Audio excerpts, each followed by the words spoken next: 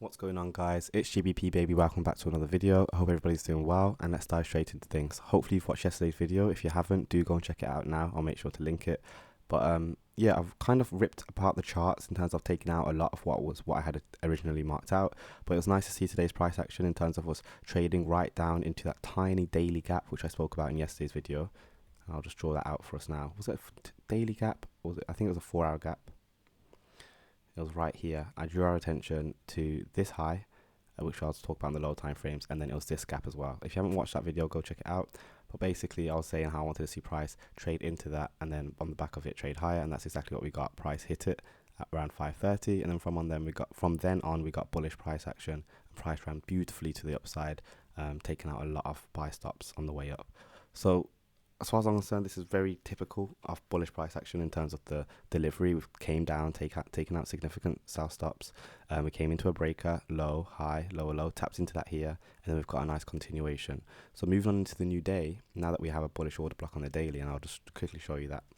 So this is 25% level off the new bullish order block, and it's a new bullish order block because as soon as this candle traded through this high, that then allows it to be a bullish order block. So if we just split this into quarters, you'll see how this is the 25% level, and basically I want to see price stay above this. So moving into the new day, I'm happy for us to tap down into that at the most, or I'm happy for us to close at it. I don't know if tomorrow's going to be another rallying day. I doubt it, especially since we've just traded into quite a high resistance space in terms of it being bearish order blocks up here. So I'm happy for us to just simply return back into a range, and then this will be the 25% level, which I'd want to see it tap into. Now we do have the 50% level as well, but I doubt price is going to need to come all the way back down there. It shouldn't need to. The most I'd want to see it trade would be the 25% level.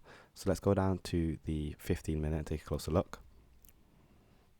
And you'll see that we had this massive range which we created today between this low and this high, which also happens to be the 50% of this range. So I'm thinking either London session is going to trade into this and then we'll get a bounce off of it and trade higher, or we'll consolidate for the whole day and then we'll close around here. But I'm not expecting too much again, considering how much movement we've had this week already. But overall, in more of a longer term analysis, I'm expecting us to start taking out more daily highs, such as this buy side liquidity pool we have residing up there. So I hope that will make sense.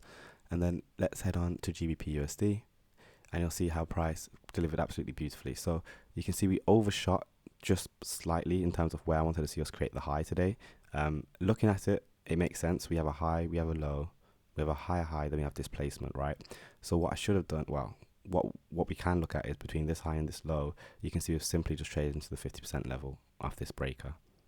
It's just that I marked out the last down close candle from the 15 minute, but if I use a higher time frame, we would have used this entire range as to where I'd want to see the high get made. But nonetheless, hit the 50% level, and then still the last down close candle which I originally marked out for us, you can see how aggressively price traded through it. So you see how price treats it, and then we have a rebalance right here, and then from then price has ran absolutely gorgeously into our sell side liquidity target, which I did as well to call our attention to yesterday. So if you haven't watched yesterday's video, go and watch it. But this was the low I wanted to see get taken, and I think we delivered to it absolutely gorgeously. So got in on some really nice moves today. Do join the Discord if you're not in it. It was very active as well. It was nice to see what you guys were up to as well. But yeah, nonetheless, moving into the next day, again, similar to what I was saying on dollar, I doubt we're going to have much more price action, so to speak, in terms of if we are going to keep going lower, then I'd simply want to see Friday's low get taken, which is a possibility. Like, it's not out of the realms that we could do it. However, I wouldn't be surprised as well if price just wanted to consolidate maybe a little bit and then pull back inside of the range it's created on Thursday. So it could simply start returning up to that 50% level, which is also a point of accumulation, distribution. So I'll get that delineated. Let's go to the daily first, and then we'll look at the candles that we have. I'm going to clear everything now just because it'll be easier. And then we have an inversion fair value gap which has formed,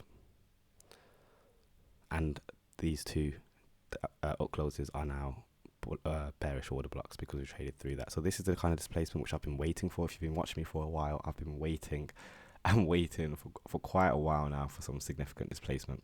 So this is the bearish order block. I'm happy for us to rally up towards it, but then on the back of that, I want to see us turn around. Again, I doubt all of this is going to happen tomorrow. I don't think it's going to be too busy, but moving into the new week, obviously in my weekly review, we can touch on that. But yeah, I would want to see some rallying, assuming that we're not going to trade any lower. If we're going to trade lower again, I'll just look for Friday's lows to get taken, which are down here. But yeah, I'm done for the week anyway in terms of all my trading's done, and I'll simply wait for next week and I do think next week we'll have a lot more cleaner and easier, so to speak, setups.